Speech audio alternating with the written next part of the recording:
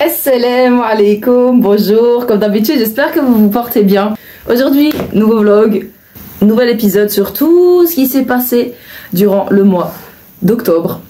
Alors il s'est passé énormément de choses, des choses qui ont pu se terminer, d'autres qui n'ont pas pu se terminer, mais sans plus attendre, on débute. Coudre, c'est pas juste assembler deux bouts de tissu. Il y a toujours une histoire derrière, un dialogue entre vos mains et vos idées, donc votre esprit, voire votre patience. MDR. Je vous emmène dans les coulisses de ces défis que j'ai dû réaliser le mois dernier. Dans mes impératifs, avec forcément, comme à l'accoutumée, une transmission de bénéfices, voire de leçons. Et là, ce sera principalement autour du process créatif, les bénéfices en fait du focus, mais aussi de la persévérance. Et de l'importance en fait aussi de prendre du recul. C'est ce que j'explique souvent dans mon groupe privé Insta. C'est vraiment de comprendre que il faut savoir trouver un équilibre entre le fait de se challenger, donc de se trouver des nouveaux défis, pour pouvoir ancrer de nouveaux apprentissages, mais aussi de savoir apprécier déjà ce qu'on a fait, mais aussi de savoir ancrer et consolider tout ce qu'on a déjà acquis jusqu'à maintenant. Et là, en l'occurrence, c'est vraiment ce que j'ai vécu avec le corset noir. Pour ceux qui ont vu ma vidéo précédente à ce sujet, j'ai enclenché des projets personnels. Et parmi ces projets personnels, il y a le fait de terminer le croquis que j'ai dessiné il y a quelques temps. Donc j'y vais step by step parce que comme je vous l'ai dit, ça se fait en parallèle. Je ne peux pas que me concentrer là-dessus parce que c'est une évidence que sinon ce serait terminé depuis longtemps. Là par contre j'ai réussi à terminer le corset et à faire l'essayage. D'accord, essayage que du coup j'ai réalisé sur ma sœur. Donc ça à ce niveau-là il n'y a pas de souci. C'était plus pour vous parler de tout ce qui a été fait précédemment. Parce que vraiment, la broderie, le perlage comme ça de cette manière, c'est quelque chose. Faut savoir que moi, encore une fois, je le dis assez régulièrement, mais sait-on jamais si je tombe sur des personnes qui ne me connaissent pas, je ne suis pas brodeuse en fait. Ce n'est pas mon métier. Je suis pas brodeuse spécialisée, j'ai pas de CAP broderie à Lunéville ou que sais-je. Par contre, c'est une évidence qu'après avoir fait ce bustier, je pense sincèrement à quand j'aurai un moment, quand j'aurai un temps, quand ce sera possible, à suivre un stage de formation à Lunéville. Alors je crois que c'est sur 4 ou 5 jours, mais je pense vraiment que ça pourrait m'être bénéfique. Et je ne sais pas exactement comment que ça fonctionne pour avoir une certification, mais je vais me renseigner parce que là en fait, lorsque j'ai perlé, alors je regarde vers là parce qu'il est juste là le corset, ça a été très compliqué pour moi. J'ai débuté sans rien checker parce que de base, moi j'ai vraiment appris le perlage, vous voyez, sur tissu avec un crochet et on fait dessus, dessous, avec les perles qu'on l'ont fait venir par dessous. Et du coup, là, le fait de l'avoir cousu et puis de le faire comme ça à la main, j'ai recommencé plusieurs fois, puis il y a des choses que j'ai fait, sur lesquelles j'ai repassé parce qu'entre temps j'avais vu une technique sur TikTok. Mais voilà, j'ai vu un tuto TikTok de littéralement 40 secondes pour donner une technique pour aider à aligner les perles. Alors effectivement ça a amélioré le rendu, mais lorsque je l'ai mis sur ma sœur, j'ai vraiment pu voir en fait que ça bouge encore énormément et que des lignes en fait que lorsque je suis à plat elles sont bien.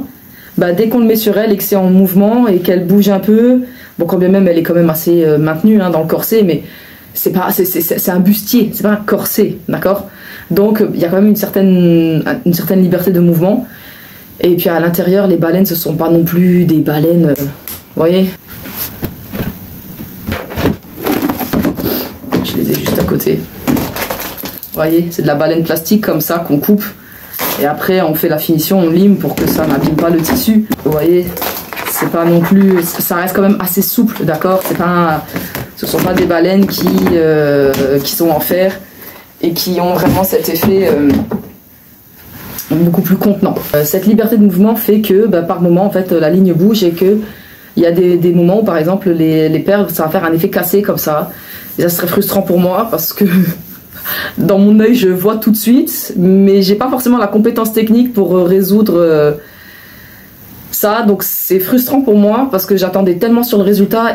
ce qui a été dur aussi déjà, c'est le point de départ, donc la fleur centrale et les pétales que j'ai mises, parce que entre le fait de tracer, de se dire ok, ça c'est le centre, je mets mes pétales comme ça, et de récupérer après le corset et de les assembler, ben, il suffit de 1 ou 2 mm, les pétales, il y en a 3-4 que j'ai dû recommencer à minima 2 fois pour que on soit au millimètre près, et en fait c'était vraiment pas si évident que ça, parce que dès qu'on le prend et qu'on le bouge, et après il faut de nouveau tout remettre, il faut de nouveau tout recalibrer, et je pense que la prochaine fois que je ferai ce genre de travail, je n'hésiterai pas à prendre du fil de bâti et à vraiment me faire des repères, pas simplement travailler à la craie, vous voyez, et à vraiment me faire des repères avec des fils de bâti et à tracer mes lignes du haut et du bas, parce que comme je vous ai dit, donc c'est cette osmose entre le centre, les broderies en elles-mêmes, mais aussi donc le traçage, encore comme là, du rayonnement à la craie, ça n'a pas trop posé problème pour moi, ça allait très bien la craie,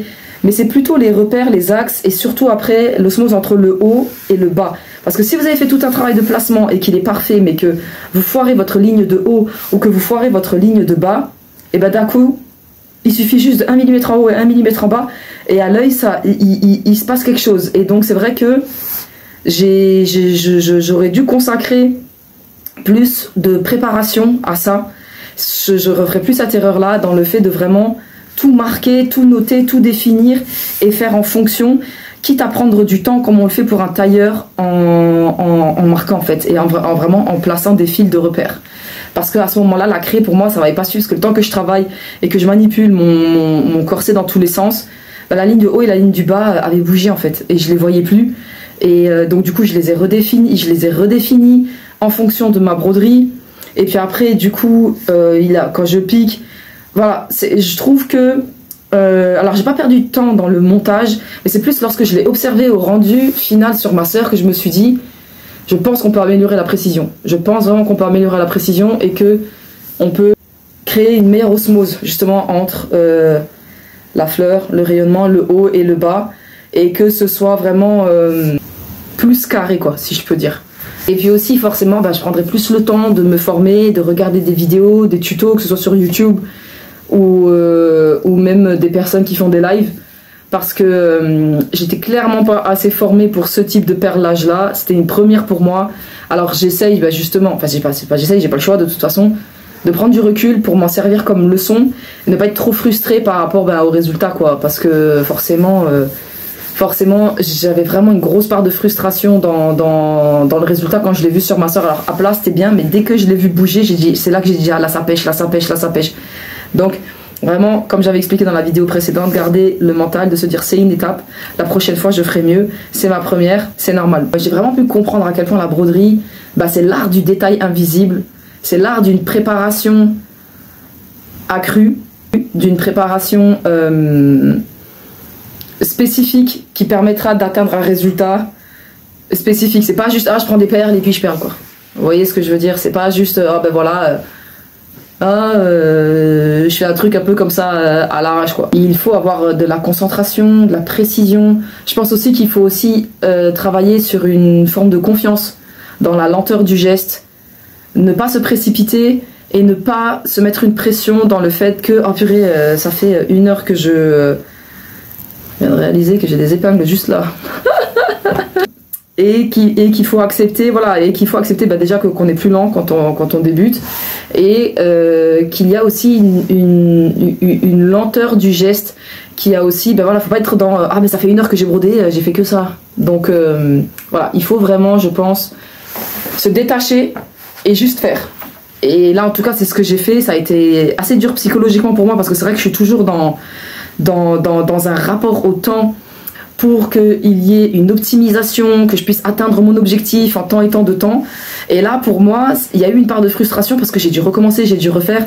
Et je me suis dit non, c'est pas grave, reste sur le résultat. Je voulais vraiment, moi, terminer ce mois d'octobre avec ma confection terminée, en me disant, voilà, j'aurais fait les paniers, et puis j'aurais fait la jupe, et puis j'aurais fait la surjupe, et puis ce sera fantastique. On n'y est pas du tout. Je suis à peine en train de faire les paniers, et quand là, je vais tourner et poster cette vidéo, peut-être que j'aurai avancé sur les paniers et qu'ils seront finis, mais ce n'est même pas sûr.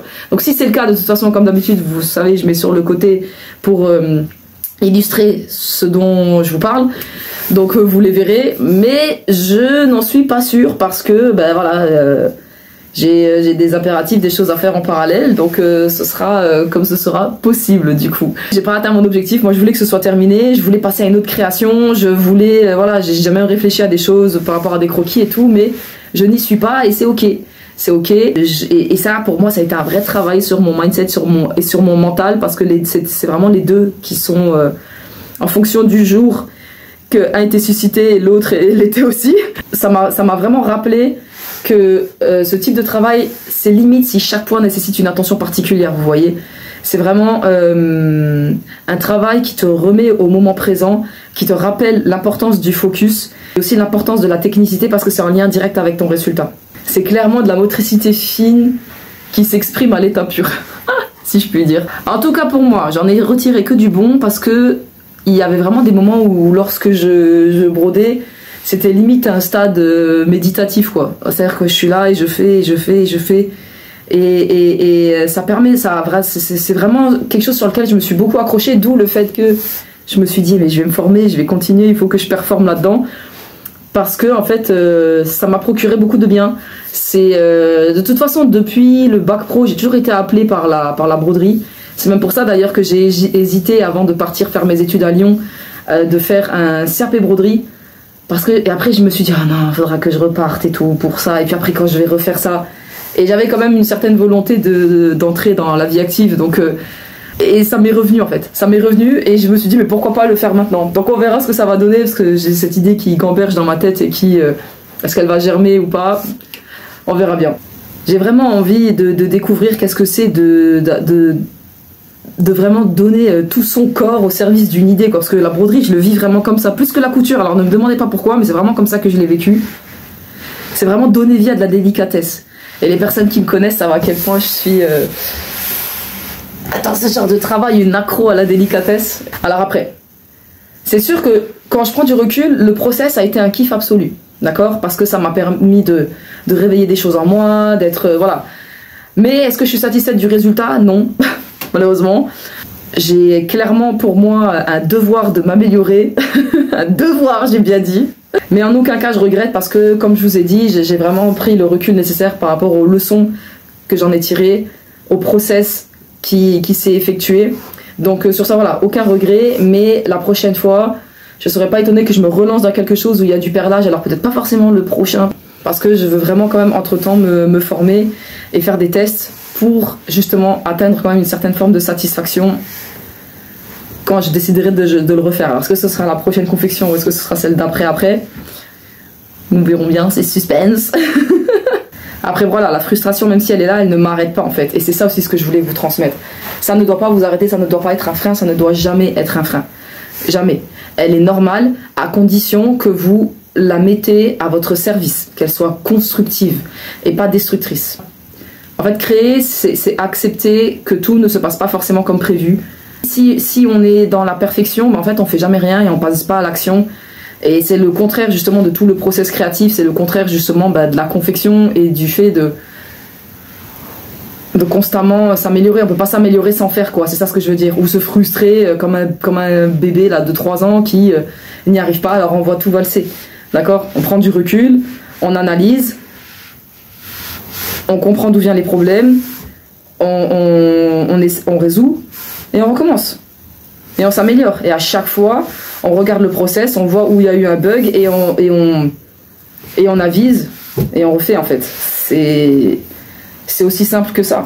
La réussite, elle est là-dedans, elle n'est pas dans le fait d'avoir de la chance ou d'avoir juste du talent. La persévérance, il faut vraiment comprendre que ce n'est pas la quête de la perfection, mais la quête de l'amélioration. À partir du moment où vous vous améliorez, vous êtes dans le bon mood, vous êtes dans the good way, d'accord?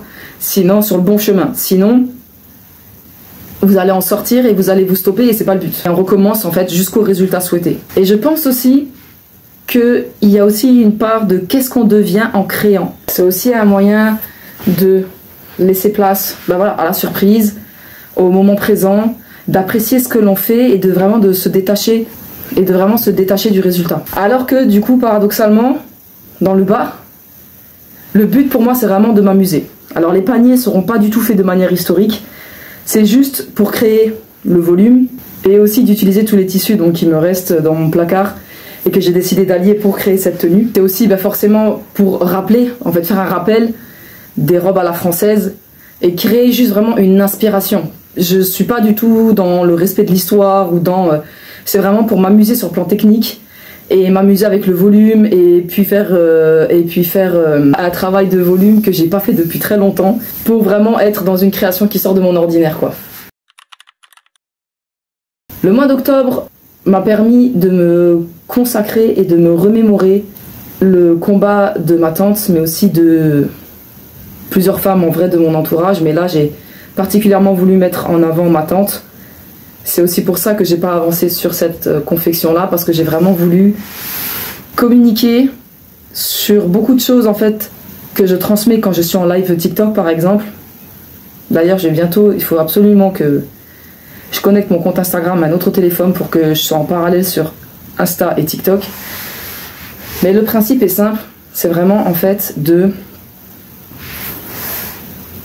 montrer que le but de la mode, c'est un moyen d'expression, c'est un art à part entière qui permet en fait de transmettre des idées, de transmettre des messages, de transmettre une forme de soutien. Là, c'était vraiment ça mon but, dans le sens où c'est un moment important. Alors, je suis pas du tout là pour rentrer dans des guéguerres de est-ce que c'est réellement bon pour la femme, est-ce que c'est purement du marketing, l'État qui nous fait ça, voilà. Je suis pas dans ça, je suis pas là pour ça. Moi, tout ce que je sais, c'est qu'au niveau des chiffres, le dépistage aide réellement à prendre des personnes à tôt, d'accord, pour que elles puissent être dépistées tôt, prises en charge tôt et en guérir. Parce que du coup, c'est ce qui s'est passé pour ma tante. Et moi, mon message, il est là-dedans. Je suis pas du tout dans le fait de dire que voilà, dès l'âge de 30 ans, il faut aller faire des mammographies, tout. Voilà, mais vraiment, ne serait-ce que de se palper, de se replacer au centre, parce qu'il y a beaucoup de femmes qui du coup oublient même carrément de se faire des suivis, de demander si elles n'arrivent pas à le faire, ou même déjà de se toucher régulièrement, mais de demander en fait au docteur quels sont les signes, qu'est-ce qui est normal, pas normal. Et je pense que ce rappel est important parce que ce cancer, en vrai, s'il est pris assez tôt, il est plutôt bien guéri. Enfin, du moins, des écrits que j'ai pu lire et des échanges que j'ai eus avec les personnes qui donc ont été atteintes dans mon entourage, voire même dans mon entourage lointain, parce que j'ai pu échanger à ce sujet aussi avec une maman à l'école. Et donc, mon message, c'était vraiment ça. C'était me dire, je fais que d'expliquer que la couture peut vraiment avoir un impact dans notre vie. En fait, c'est sur des petites choses comme ça aussi, c'est réel. C'est-à-dire qu'on peut vraiment avoir une micro-action qui a un impact en macro, d'accord ? Et là, pour moi, c'est vraiment une réalité, dans le sens où il n'y a qu'à observer ce mois-là. Il y a énormément de solidarité. Bon, évidemment, il y a des personnes aussi qui en font... après, qui en ont décidé de faire une partie de commerce, mais justement pour répondre à un besoin, comme par exemple les sacs à drains, les coussins de protection, et qui sont aussi des coussins réconfort, mais qui permettent, quand on vient de se faire opérer, de les porter en voiture, quand on met la ceinture, mais aussi même pour avoir une forme de soulagement, peu importe le moment dans lequel c'est utilisé dans la journée. Et en fait, il y a tous des élans de solidarité comme ça. Par exemple, Mondial Tissu font ça au niveau des coussins. Ils font ça aussi pour les sacs, où ils accueillent les personnes dans leurs ateliers et où on leur explique le tuto. Et puis du coup, tout ça, c'est envoyé à une association spécifique. Et donc, regardez à quel point une compétence que vous avez peut avoir un impact sur votre vie, si vous êtes concerné, mais sur la vie des autres. C'est-à-dire que la couture, vraiment en tant qu'art à proprement parler, a vraiment ce pouvoir d'une micro-action toute seule devant votre atelier, devant votre machine, si vous n'avez pas d'atelier, peu importe, qui aura un impact en macro. De la même manière que il y a quelques années, on avait aussi participé à une action qui était regrouper des couturières pour qu'elles récupèrent dans leur chute, ou même celles qui voulaient vraiment investir et acheter du neuf, qu'elles le fassent, et construire et en fait confectionner des doudous, des couvertures, vraiment des choses utiles pour des bébés et qui avaient été envoyés dans un orphelinat. Donc il suffit juste en fait de se positionner et de se dire qu'est-ce que je peux faire de cette compétence, et on peut vraiment incarner un message plus grand, plus fort que nous-mêmes en fait. Et c'est ça ce que j'ai voulu transmettre aussi durant ce mois-là. C'est pour ça que j'ai fait plusieurs vidéos et que j'ai fait ce coussin sur lequel j'ai écrit self-love, parce qu'on sait très bien que les femmes ont vraiment une grosse part de féminité qui est atteinte, vu que ça touche leur poitrine et qui est quand même un élément, une caractéristique du corps féminin, aussi dans la perte de cheveux. Et j'ai même pu voir des vidéos très intéressantes à ce sujet. Forcément, vu que je publiais dessus et que je regardais des vidéos là-dessus, les algorithmes, que tout réseau confondu, m'ont beaucoup balancé des vidéos à ce sujet. Je suis tombée sur des personnes en fait qui témoignaient et qui en fait s'agaçaient, des femmes qui s'agaçaient en fait du fait que par exemple si elle avait un cancer mais que elle n'avait pas perdu ses cheveux, que potentiellement c'était pas un vrai cancer. Et il y avait tout ce rapport au corps que je trouvais... Alors elle ne le percevait pas comme ça quand elle le transmettait, mais moi c'est ce que j'ai perçu, tout ce rapport au corps qui était très spécifique, très particulier. La manière de s'habiller, forcément par rapport à la cicatrice, par rapport à tout un tas de choses. Et c'est pourquoi en fait j'ai vraiment voulu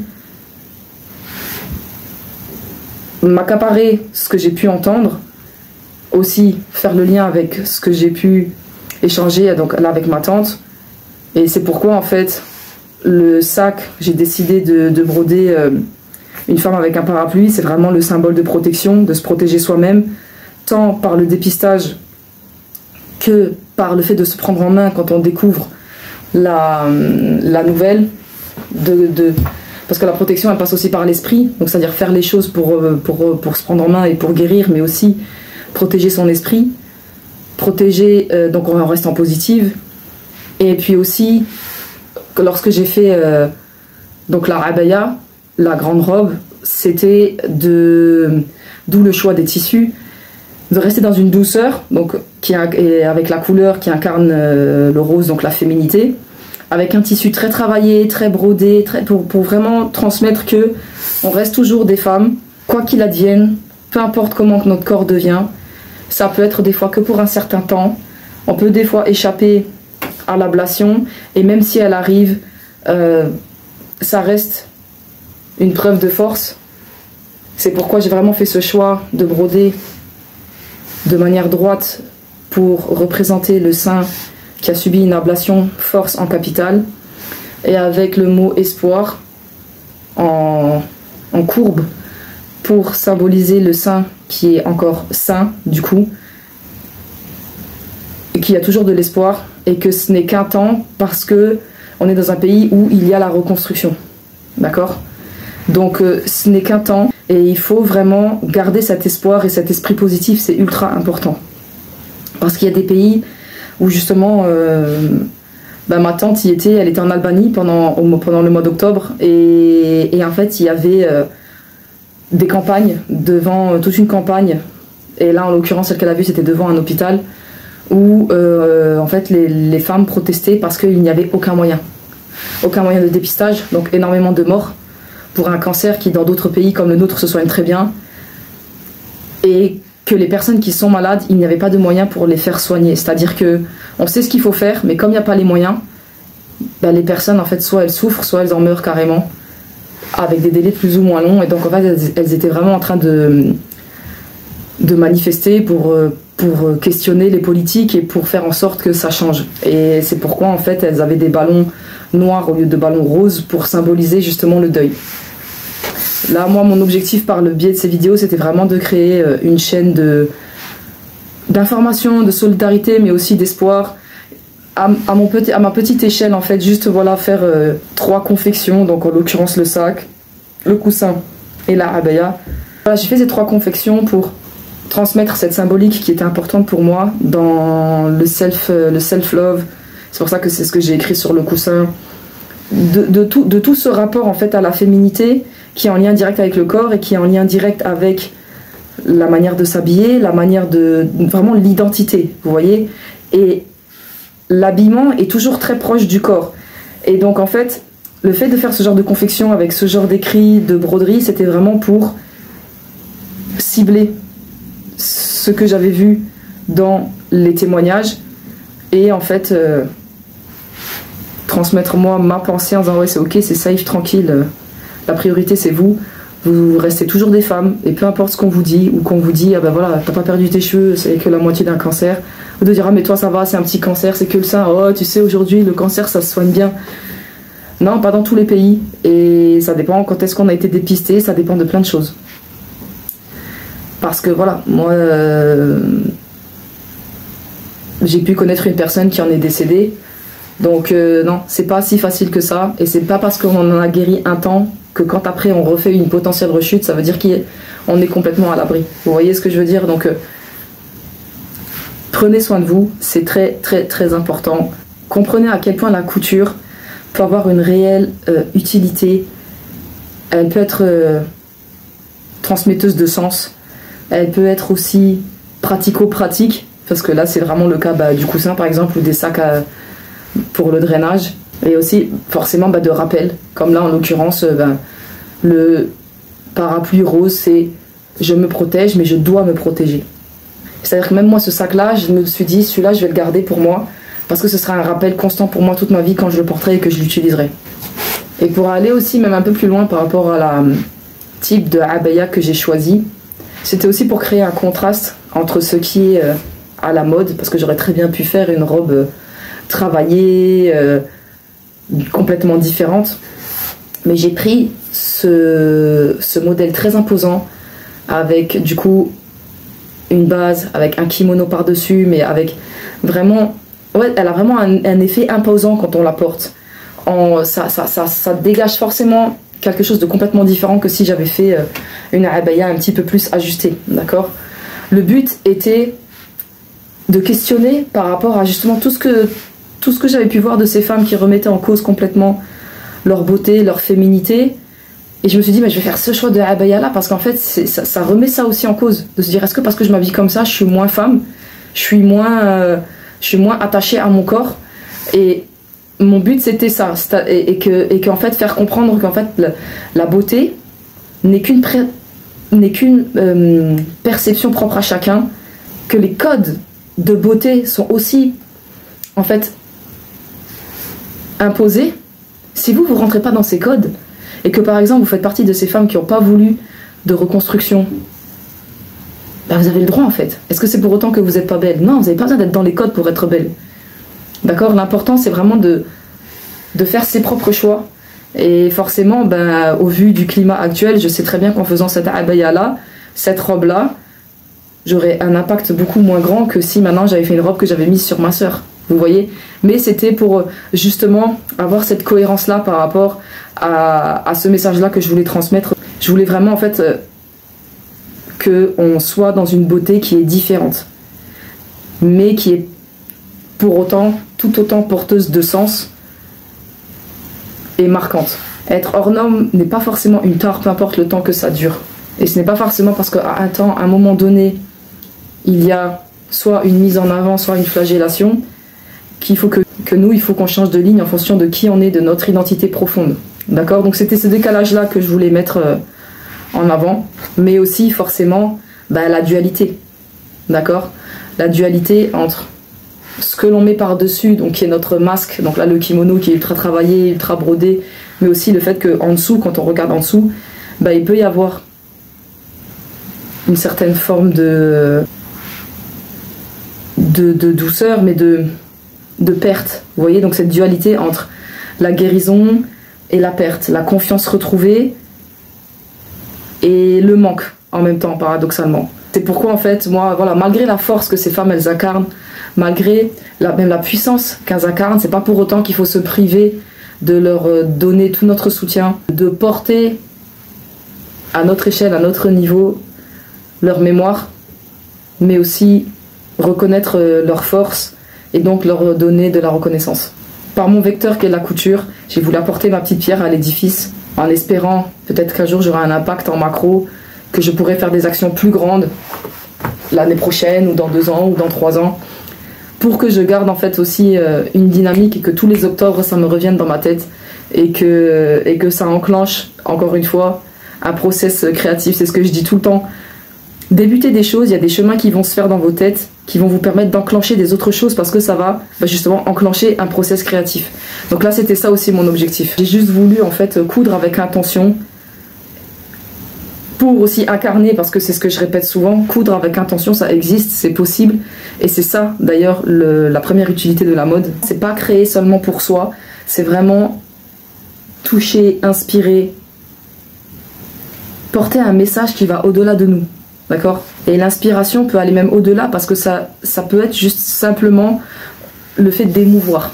D'accord? Et si j'ai réussi à émouvoir ne serait-ce qu'une personne, pour moi, j'ai déjà atteint mon objectif. Je pense sincèrement que la création sincère peut avoir un impact beaucoup plus large que ce qu'on s'imagine, plus large que les propres limites que nous nous mettons seulement dans nos têtes en fait. Ma mère avait cette idée de jupon depuis un moment déjà. Forcément, il a fallu que je le fasse en parallèle parce que comme je vous ai déjà expliqué, à chaque fois, là je vais vous montrer du coup, à chaque fois que je fais ce genre de choses, c'est toujours en parallèle de mes impératifs de retouches, de tutos sur mon Insta privé, mais aussi du développement de mes réseaux sociaux, etc. Donc, je me suis dit, ok maman, je vais te faire ton jupon en 2-2, sans patron, sans... juste voilà, j'ai pris ces mesures, ça forcément c'est obligatoire, j'ai pris ces mesures, et le but c'était juste qu'elle ait un peu de volume en bas de sa robe. Parce que elle a une tenue donc qu'elle voulait porter, qui d'ailleurs a été retouchée de A à Z par moi. Le haut et le bas ont été récupérés. Mais forcément, comme elle l'a récupéré, ça ne lui allait pas du tout. Donc j'ai dû tout retoucher, le haut, pour que ça puisse lui aller et que ça donne un bon effet, quoi. Pour que ça fasse pas justement trop lâche au niveau de l'encolure. Mais aussi vraiment dans la largeur, quoi. Donc, je lui ai retouché le haut, et ça je l'ai oublié, c'est elle qui me l'a rappelé. Mais ça date déjà. Je lui ai retouché aussi la jupe, parce qu'en fait la jupe était déjà trop large pour elle. Mais en plus elle avait un trou. Donc comme elle était trop large, je lui ai dit écoute maman, on va carrément virer tout le pan où le trou est là. Comme ça va la resserrer et ça va me permettre de remonter et de retirer l'excédent au niveau de la taille. Parce que même si je tirais sur l'élastique, ça aurait fait un décalage trop grand entre l'élastique et l'élasticité qui était déjà du coup dans l'élastique dans la ceinture. Donc on va faire ça et je dis comme ça tu auras un repère, cette couture ce sera ton milieu dos. Et quand j'ai fait ça et qu'elle a réessayé, elle m'a dit ah, écoute voilà je pense qu'il faut que je mette un jupon parce qu'au niveau de ma morphologie ça va pas. Et effectivement du coup même moi je l'ai vu et j'ai dit ouais ok d'accord on va faire un jupon. Donc c'est vraiment parti comme ça. Et j'ai récupéré un tissu qui de base était une nappe que une mamie avait donné à ma maman pour me le donner à moi parce qu'elle voulait pas que ça reste à croupir dans ses placards parce qu'elle ne pouvait plus coudre. Donc j'aime beaucoup ce tissu parce qu'il est d'une finesse, il est travaillé vraiment blanc sur blanc avec une broderie blanc sur blanc. Et je me suis dit c'est vraiment un tissu qui correspond bien à de la lingerie, même si de base c'est un tissu d'ameublement. Donc en 2-2 j'ai tracé directement sur mon tissu en fonction des repères. Et puis après j'ai coupé mes bandes. J'ai fait des retouches plutôt simplifiées, c'est-à-dire que j'ai coupé le devant, le dos, j'ai fait la ceinture à même. Puis j'ai coupé mes bandes. J'ai assemblé mes côtés au surjet. J'ai surjeté le haut, j'ai surjeté le bas. J'ai fait la ceinture. J'ai intégré l'élastique, j'ai fermé, je lui ai fait essayer parce qu'elle était à la maison, je lui ai fait essayer. À partir du moment où elle a validé, elle me dit ah mais Elodie mais il n'y a pas de volume. Je dis non mais maman c'est pas terminé, t'inquiète pas. Parce qu'elle m'a dit mais je trouve que ça me va trop bien. J'ai dit non mais t'inquiète pas, je vais te mettre du volume au niveau des volants. Et je dis de toute façon tu veux que en bas, tu veux pas que je te fasse sur plusieurs étages de volants. Elle m'a dit non on va faire que en bas et tout. Donc c'est pour ça que j'ai fait que 2 étages parce que j'aurais pu en rajouter encore un pour faire un effet comme ça, mais elle voulait vraiment cet effet comme ça. Donc du coup c'est pour ça que j'ai fait que 2 étages de volant. J'ai utilisé 2 fois plus de volants que ce que je pensais. Heureusement que j'avais un petit peu de marge de tissu et que j'ai pu en recouper. Donc c'est pour ça que une fois que j'ai terminé la ceinture, je l'ai fermée, on a fait l'essayage. Je l'ai fermée, je l'ai bloquée au niveau des côtés pour que l'élastique ne se retombe pas dans la ceinture parce qu'elle est quand même assez large, parce que je voulais que ça ait un bon maintien. Puis après j'ai fait la finition du bas, j'ai fait un rempli tout simple. Ensuite j'ai assemblé mes volants entre eux. J'ai surjeté en haut, j'ai surjeté en bas. Le bas j'ai fait un rempli. Et puis après en fait j'ai froncé comme ça directement premier étage de bande en bas. Puis après j'ai fait au-dessus, je l'ai fait essayer, elle a validé. Finito, Carlito. En 2 heures c'était plié, c'était terminé. Donc encore une fois, regardez à quel point un simple tissu d'ameublement de base, un tissu de nappe, peut devenir une opportunité et faire le plaisir de vos proches en fait. Donc c'est vraiment ça pour moi un des pouvoirs incommensurables de la couture. Et surtout le fait de réutiliser des matières premières qui sont déjà présentes plutôt que d'encore aller acheter et de redonner vie à des choses qui normalement potentiellement auraient pu finir à la poubelle si ça avait été vu par une personne qui n'a pas ce process créatif justement. Voilà, renouveler, créer, enclencher ça et vous allez voir que votre vie en fait est faite d'opportunités. Il suffit juste de les voir et voire de les créer pour que ça puisse prendre vie quoi. La commande Bohin. Alors, il faut savoir que suite au concours du coup Bohin et Charlotte Jobert, comme je l'avais expliqué dans la vidéo précédente, j'ai gagné 2 bons. Un bon de 150 € chez Bohin et un bon de 150 € chez Charlotte. Je vais vous parler que de Bohin aujourd'hui. Pourquoi? Parce qu'en fait, Charlotte, ce que j'ai commandé, pour moi, je vais y consacrer une vidéo entière YouTube. Parce qu'il y a tellement à dire que je ne peux pas juste comme ça en parler pendant 5 minutes dans la vidéo. Je voudrais vraiment lui faire une vidéo complète sur YouTube.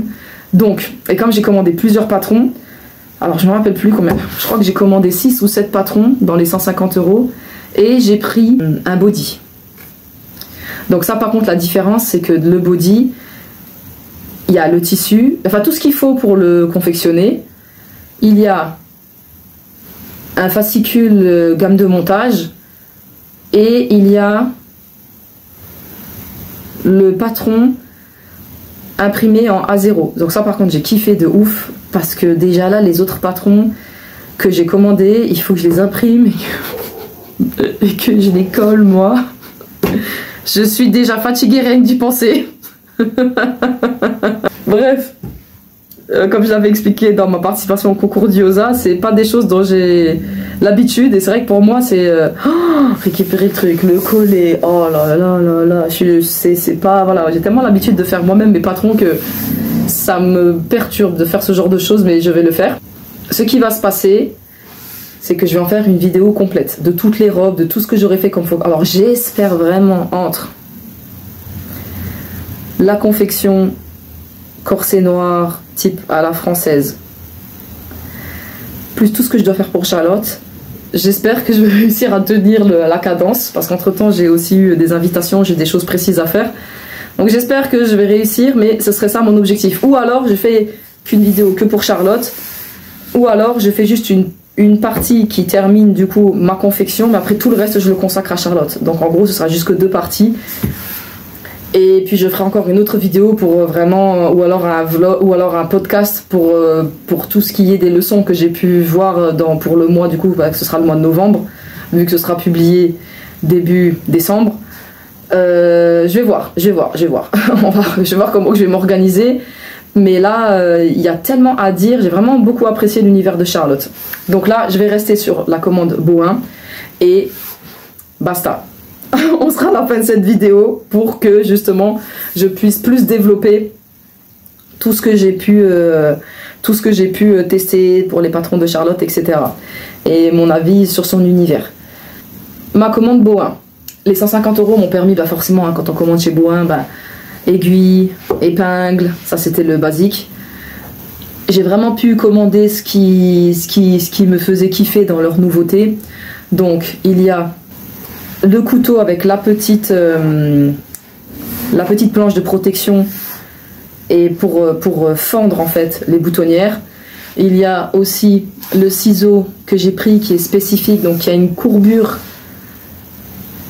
au deuxième, vous voyez à la deuxième ouverture, pour en fait que lorsqu'on dégarnit une valeur de couture, entre plusieurs tissus qui sont interposés entre eux, qu'on ne prenne pas le risque de couper ou de faire un trou dans l'épaisseur en dessous. Donc j'ai pu le tester. J'ai pu le tester pour la abaya. Vraiment, j'ai kiffé. J'aime beaucoup ce ciseau. Il est vraiment de très bonne qualité en plus. On sent que vraiment la matière première quoi, du ciseau, elle est vraiment de très très bonne qualité. Ensuite, j'ai pris la petite règle qui peut passer sous le fer à repasser pour préparer les ourlets. C'est un bon tips quand on veut se faciliter et gagner du temps, tant dans ses retouches que dans ses confections. Et ce que je kiffe, bah, c'est que ça survit au fer, quoi. Et ça, franchement, bah, c'est cool. J'ai aussi pris la jauge à boutonnière. Et en fait, toutes ces choses-là, ce sont des gains de temps. Bah, là, la jauge, c'est un gain de temps pour le marquage.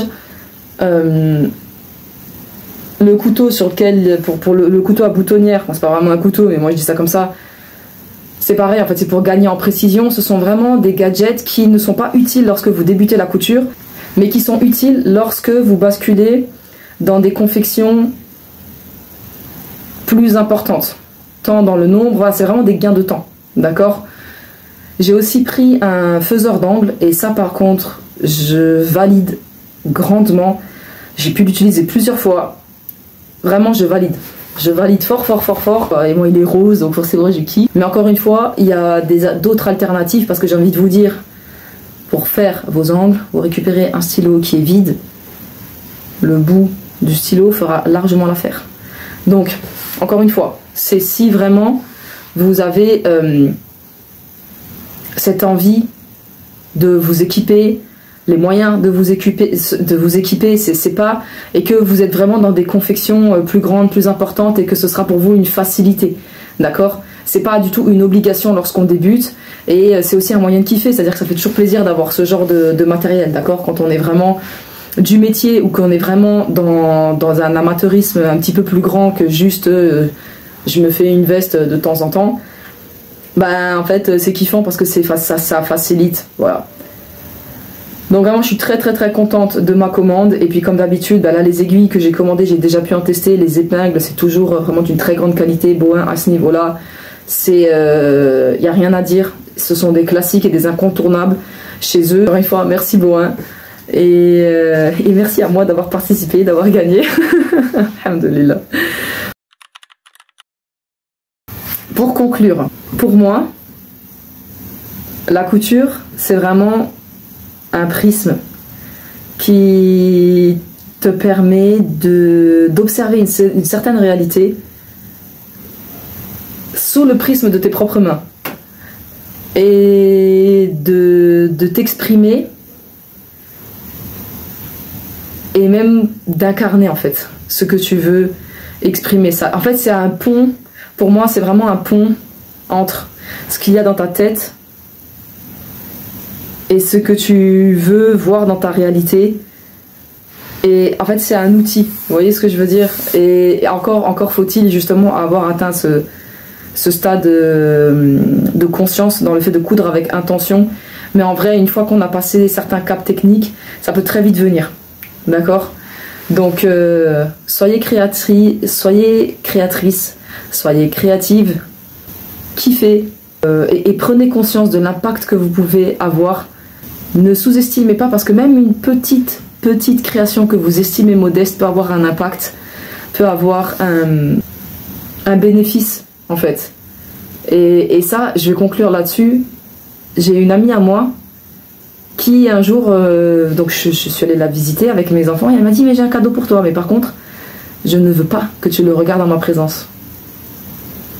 Et moi j'étais un petit peu interpellée, je me suis dit bon, je sais pas qu'est-ce que c'est, mais j'étais un peu interpellée, mais j'ai respecté sa volonté. Elle m'a dit: tu le regarderas quand tu seras à la maison.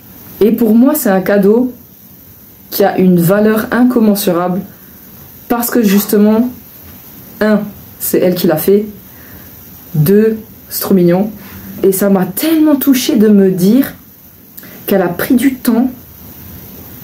C'est-à-dire que pendant tout le temps qu'elle l'a fait, elle pensait à moi, et elle pensait au fait qu'elle allait me faire plaisir, et au fait que c'était fait pour moi. C'est-à-dire que chaque point qu'elle a fait, elle s'est dit: je le fais pour Elodie. Et ça, en fait, c'est à en chialer, quoi. Et ça a presque plus de valeur que si on m'avait offert un sac Birkin, quoi. Vous voyez? Ou un sac Chanel, ou vous voyez ce que je veux dire? Et c'est ça, en fait, le vrai pouvoir de la couture. Je suis allée le chercher parce que du coup, là, je crois pas qu'on le voyait à la vidéo. Je crois pas qu'on le voit. Bref. Mais en fait, c'est ça. Et ça, en fait, elle l'a brodé pour moi. Et puis à la date 2022, donc je saurai toujours qu'elle m'a offert ça en 2022. Et ça, pour moi, c'est inestimable. C'est inestimable. Donc j'ai envie de vous dire, ne sous-estimez pas qu'une petite création modeste puisse avoir un gros impact. Réfléchissez toujours micro, macro, kiffez votre couture, terminez vos cousettes, sortez vos machines régulièrement et je vous dis à bientôt pour un prochain vlog. Merci de m'avoir écouté pour celles qui sont restées jusqu'à la fin. Je vous kiffe de ouf, prenez soin de vous et c'est ciao.